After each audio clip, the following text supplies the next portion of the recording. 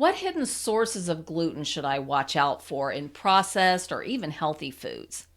Well, one of the ingredients that's used a lot in even healthy foods is malt. And so, malt, it can sometimes be called malt barley, and malt is not free of gluten. In fact, rye and barley both contain gluten. So you really can't just turn to alternative flours for bread and think you're going to completely eliminate gluten. I know when everybody kind of got into the avoiding wheat idea, a lot of people turned to spelt.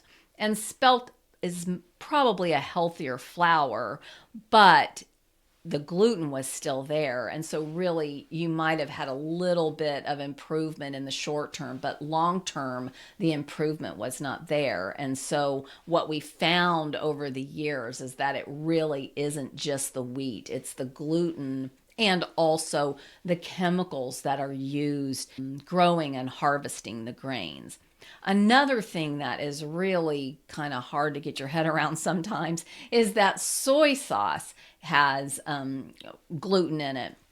And so, if you're turning to Asian food, if you're trying to eliminate wheat and dairy, turning to Asian food is one of the easiest ways to do that. But they use soy sauce in just about everything. So, finding a restaurant that will use alternative soy sauce can be important if you really find that you need to eliminate gluten 100%.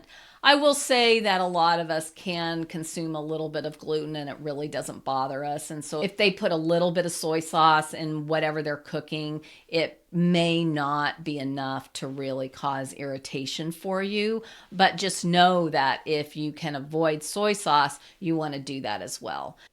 The most important thing is you need to learn to read the labels. And if you see something that you're not sure about, then you want to do a little investigating on your own and make sure that this is not a hidden way that one of these, even any of the Fierce Five, are sneaking into your diet.